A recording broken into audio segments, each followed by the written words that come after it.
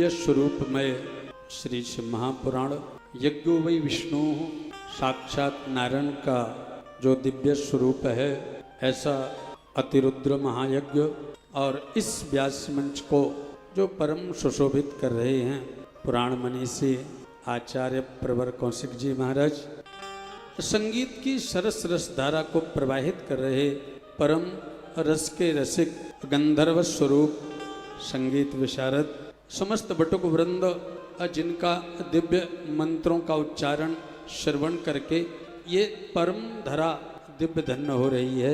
और इस यज्ञ को, इस कथा को बड़ी सुंदर व्यवस्थाओं से व्यवस्थित करके जो छुप करके बड़ा सुंदर कार्य कर रहे हैं, ऐसे पूज्य शास्त्री जी श्री रामदेव शास्त्री जी महाराज, यज्ञाचार्य जी महाराज तथा आप सभी भक्त वृंदों को जय श्री कृष्ण, जय श्री राधे। आचार्य प्रवर जी की वाणी पूरा विश्व श्रवण कर रहा है। लगभग 250 देशों में यह कथा सुनी जा रही है। लेकिन आप देखेंगे यहाँ त्रिवेणी का संगम है। यहाँ पर महाराज श्री गाय का भी वर्णन कर रहे हैं और ज्ञान का भी वर्णन कर रहे हैं। शिव महापुराण दिव्यक्ति दिव्य ज्ञान है। भगवान शिव साक्षात ज्ञान स्वरूप हैं, जो कल्याण करने वाले भोलेनाथ हैं। और गौ महिमा भी यहाँ पर वर्णित हो रही है। साथ में ही जो आप आहुति देख करके परिक्रमा लगा करके जो प्रसाद अर्पण कर रहे हैं देवताओं को, और देवताओं का हव्य उनको अर्पण करके प्रसन्न कर रहे हैं, तो आज इंद्र देवता भी अपनी उपस्थिति यहाँ पर दर्शा रहा है। इंद्र देवता भी अपनी उपस्थिति दर्शा रहा है। मानो ये प्रकृति आह्लादित है, आनंदित है, और प्रकृति आपके प्रसाद को बड़े प्रेम से पान कर रही है। इस आयोजन के आयोजकों को भी बहुत बहुत धन्यवाद है। करतारपुर की इस दिव्य नगरी करतार नगर की दिव्य धरा पर ये अद्भुत सरस धारा प्रवाहित हो रही है। महाराज श्री अभी वर्णन कर रहे थे रुद्राक्ष के बारे में। रुद्राक्ष व्यक्ति को बुद्धि, विवेक, धन संपत्ति सब कुछ प्रदान करता है, लेकिन ये तीसरा नेत्र से निकला है। ध्यान देना, भगवान का तृतीय नेत्र जब प्रकट होता है तो काम जल करके राख हो जाता है, और जब काम समाप्त होता है तो राम की प्राप्ति होती है। बोलो राधे राधे। काम समाप्त होता है तो राम की प्राप्ति होती है। और आज आप सभी ने काम छोड़ा है, घर का, संसार का, तो आज आपको भगवान की शिव महापुराण की दिव्य कथा श्रवण करने को प्राप्त हो रही है। जब आपने काम छोड़ा तो आपको राम मिल रहा है। आपको एक बात कहूँ, जब 14 वर्ष का वनवास व्यतीत करके भगवान अवध में पधारे तो मैया सुमित्रा ने लक्ष्मण जी से पूछ लिया, बेटा बता, तुझे 14 वर्ष में कौन सा दिन अच्छा लगा, किस दिन तुझे सबसे ज़्यादा आनंद आया? लक्ष्मण जी ने कहा, माँ मुझे उस दिन परम सुख हुआ, उस दिन परम आनंद आया जिस दिन मुझे शक्ति लगी थी। तो माता सुमित्रा ने कहा, बेटा तुझे तो आघात था, मेघनाथ ने चलाया था, बाण लगी थी, तुझे शक्ति, तुझे तो आघात था, तू तो मरणासन अवस्था में था, तुम कहता है बड़ा सुख मिला था मुझे। तब लक्ष्मण जी ने कहा, माँ ये सच है कि मुझे शक्ति लगी थी, मुझे आघात था, लेकिन मुझे परम आनंद था, क्योंकि मैं राम की गोद में लेटा हुआ था, मुझे राम की गोद प्राप्त हो रही थी। ये ध्यान रखना, आपके जीवन का ये परम सुख है, परम आनंद है कि आज आप थोड़े जगत के काम से दूर हुए तो आज आपको राम प्राप्त हो रहा है, आज आपको राम का दर्शन हो रहा है। अभी आचार्य प्रवर कह रहे थे कि भगवान से कभी मांगना तो एक ही चीज मांगना कि प्रभु मुझे आप मिल जाओ। राम से राम को मांग लेना। और माता कुंती ने भी यही किया। जब प्रभु ने कहा द्वारकाधीश ने कि बुआ मांग तुझे क्या चाहिए, तो बुआ ने कहा, गुरुदेव गोविंद अगर कृपा करो तो एक वरदान दे दो। कौन सा? जीवन में मुझे दुख के पहाड़ टूटते रहें, दुख आते रहें। क्यों? तुझे सुख नहीं चाहिए, तुझे धन वैभव संपत्ति नहीं चाहिए, पद प्रतिष्ठा नहीं चाहिए। तब कुंती बुआ कहती है, गोविंद अगर वो सब मिल जाएगा तो आप चले जाओगे, क्योंकि धन आने पर व्यक्ति को अभिमान आता है, पद मिलने पर व्यक्ति जगत को भूलने और जगदीश को भूलने लगता है। बुआ ने कहा, गोविंद जब मुझे दुख होता है ना तो मैं आपकी याद करती हूँ, और याद आपकी आती है तो मुझे आप प्राप्त हो जाते हो, इसीलिए मुझे धन वैभव नहीं चाहिए। आचार्य प्रवर की जितनी प्रशंसा की जाए उतनी कम है। वस्तुतः ये इस धरा पर ये ऐसे संत हैं, आपको मैं बता दूं, संत 4 प्रकार के हैं। एक ऋषि हैं, एक मुनि हैं, एक साधु, एक संत हैं। और आचार्य प्रवर कौशिक जी में चारों चीजें विद्यमान हैं। ऋषि वो हैं जो रिसर्च करते हैं, ऋषि वो हैं जो रिसर्च करते हैं, जो समाज को नई वस्तु प्रदान करते हैं। मुनि वो हैं जो जगत के लोगों को भगवान की कथा सुना करके उनके मन को मोड़ करके गोविंद से लगाते हो, मुनि हैं। साधु वो हैं जो निष्काम निस्वार्थ भाव से समाज के कार्यों को साधते हैं। जो पीछे छुप करके आपके कार्य को बना देता है वो साधु है। जो सदैव तुम्हारा कल्याण चाहता वो साधु है। और संत कौन है?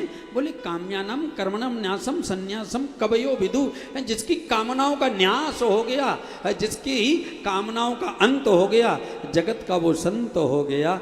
आचार्य प्रवर में ये चारों चीजें हैं। गो अनुसंधान भी कर रहे हैं। एक दिन यहाँ पर पूज्य दीदी माँ साध्वी रतंबरा जी पधारी थी। उनके मुखारविंद से मैं सुन रहा था, वो बोल रही थी महाराज श्री कैंसर का हॉस्पिटल बनाने जा रहे हैं। कैंसर का हॉस्पिटल जो सारे संसार के उन दीन दुखियों के लिए सहायता के लिए आगे खड़ा हुआ है, सबके रोग को समाप्त करने के लिए तत्पर है। और रिसर्च के द्वारा नई दवा, और नई दवा गाय के द्वारा है, गौ संरक्षण के द्वारा है। वो नई औषधि, अभी आप बता रहे थे कि वो क्या गाय के ऊपर हाथ घुमाने से बीपी समाप्त हो जाता है। गाय की परिक्रमा लगाने से व्यक्ति के अनेक रोग समाप्त हो जाते हैं। आप कभी गए होंगे तुलसी तपोवन गौशाला, कितनी स्वस्थ गायें हैं, कितनी समृद्ध गायें हैं। और ध्यान रखना, समृद्ध गायों का दर्शन करने मात्र से आपके घर में समृद्धि की स्थिति बनती, आप समृद्ध हो जाते हैं। इसलिए सदैव समृद्ध गाय का दर्शन करो। तुलसी तपोवन गौशाला बड़ी समृद्ध गौशाला है। आचार्य श्री रिसर्च कर रहे हैं गाय के गोबर के ऊपर, गौमूत्र के ऊपर। उसके बाद आप मुनि भी हैं, कथा सुना करके जगत के लोगों का मन मोड़ के गोविंद से लगा रहे हैं। आप मुनि भी हैं, आप साधु भी हैं। हमारे वृंदावन में आप जहाँ भी जाएंगे वहाँ पर गायों को जल पीने के लिए अलग अलग जगह प्याऊ की व्यवस्था की है। बंदरों के लिए अब वृक्षारोपण आपके द्वारा हो रहा है, प्रकृति का संरक्षण संवर्धन आपके द्वारा हो रहा है। हमारी जब भी प्रार्थना होती है महाराज श्री पधारना है, तो सभी कार्यों को छोड़ करके महाराज श्री जरूर वहाँ उपस्थित होते हैं। आप साधु हैं। और एक बात और कहूँ, आपको अपने लिए कुछ नहीं चाहिए, आपको अपने लिए कुछ नहीं चाहिए। कभी भी आपने सुना होगा कि आचार्य कौशिक जी बोल रहे हैं, तो निश्चित ही या तो गाय के लिए बोल रहे हैं, या विद्यालय के लिए बोल रहे हैं, या औषधालय के लिए बोल रहे हैं, या समाज को आगे बढ़ाने के लिए बोल रहे हैं। कभी अपने लिए, इनकी तो कामनाओं का अंत हो गया है। कभी आप पास में बैठ करके देख भी लीजिए, है उनको ना ऐश्वर्य की आवश्यकता है, ना संपत्ति की आवश्यकता है, ना उनको पद प्रतिष्ठा की आवश्यकता है। आवश्यकता है तो गाय का संवर्धन कैसे हो, गाय की सुरक्षा कैसे हो। और मैं तो व्यास मंच से आप सभी से करबद्ध प्रार्थना करूंगा। आप जिस नगर में रहते हैं इसका नाम है करतार। कर माने हाथ, और हाथ के द्वारा हाथ पवित्र कैसे होते हैं? कर पवित्र किए दान, हाथ पवित्र दान से होते हैं। कल ददरुआ वाले महाराज जी भी कह रहे थे कि हाथ पवित्र दान से होता है। तो हाथ करतार नगर वाले लोगों को अपने कर के द्वारा दान दे करके और अपना उद्धार अवश्य करना है। निश्चित ही ये करतार की धरा धन्य है। कि आचार्य प्रवर की मैं अभी सुन रहा था, हमारे शास्त्री जी के सानिध्य में बैठे हुए आयोजक जी बोले थे 13वीं कथा है आचार्य श्री की यहाँ करतार नगर में, 15वीं जय हो, 15वीं कथा है। और 15वीं कथा करतार नगर में है। तो तुलसी तपोवन गौशाला और मंडला वाली गौशाला इतनी समृद्ध है। लेकिन ध्यान रखना 21वीं कथा जब तक हो तब तक कम से कम 5 लाख गौवंश तुलसी तपोवन गौशाला में हो, ऐसी मेरी मनोकामना है। और निश्चित ही आपकी तालियां स्वीकृति प्रदान कर रही हैं, आपकी तालियां स्वीकृति प्रदान कर रही हैं कि निश्चित ही आचार्य प्रवर का ये संकल्प पूर्ण होगा। आचार्य प्रवर बड़े मनस्वी हैं, आपका वस्तुतः बड़ा विराट स्वरूप है। तुलसी तपोवन आश्रम में जिस प्रकार से वटुक वृंदों की सेवा हो रही है, अहिर्निश भंडारा आप जीव मात्र के लिए कार्य कर रहे हैं। मैं बहुत बहुत नमन करता हूँ व्यास मंच को। केवल एक बात बोलते हुए, चूँकि हमारे सामने जो मैया बैठी है ना, उनकी बहू पास में है, और मैंने अभी देखा कि वो कथा भी सुन रही थी और मैया के चरण भी दबा रही थी। अभी मैंने देखा था यहाँ से। ये कहाँ हो सकता है? केवल करतारपुर में हो सकता है, और कहीं तो देखने को मिल नहीं सकता।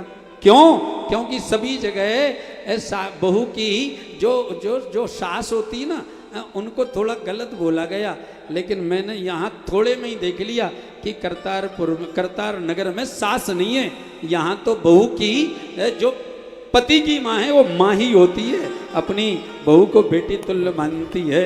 वस्तुतः बहुत धन्य है। और ये प्रभाव है आचार्य प्रवर की कथा का और संग का। संतों का संग करोगे तो रंग चढ़ेगा। हनुमान जी गए थे लंका में, तो तुलसीदास जी ने लिखा है, मंदिर मंदिर प्रतिकर शोधा। आप पढ़ते होंगे सुंदरकांड, उसमें क्या लिखा? मंदिर मंदिर प्रतिकर शोधा। आप बताओ, लंका में मंदिर थे? हैं? लंका में मंदिर थे क्या? वहां तो असुर थे, वहां तो राक्षसों के भवन लिखना चाहिए, अट्टालिका लिखना चाहिए, लेकिन लिख दिया तुलसीदास जी ने मंदिर मंदिर प्रतिकर शोधा। और आगे लिखा, उन मंदिरों में देखा क्या? बोले देखे जहां तहां अगणित योद्धा। तो किसी ने पूछ लिया मंदिर क्यों लिखा? तब पूज्यपाद गोस्वामी तुलसीदास जी लिखते हैं, मंदिर इसलिए कहा है क्यों? हनुमान जी किसे खोजने गए हैं? अपनी माँ को खोजने गए हैं। और जिस घर में माँ है वो घर नहीं है, अट्टालिका नहीं है, भवन नहीं है, वो घर तो मंदिर है, साक्षात मंदिर है। जिस घर में माँ है, जिस घर में पिता है, वो घर मंदिर है। ऐसे करतार नगर को, व्यासपीठ को, व्यास मंच को बहुत बहुत नमन, बहुत बहुत वंदन। बोले अज्ञान भगवान की जय हो। श्री कौशिक जी महाराज की जय हो। श्री रामदेव जी महाराज की जय हो। समस्त भक्त वृंदों की जय हो। जय जय श्री राम। आचार्य जी बहुत बहुत धन्यवाद, आनंद आ गया, कमाल की वाणी है। तालियां बजाइए, प्रणाम कीजिए।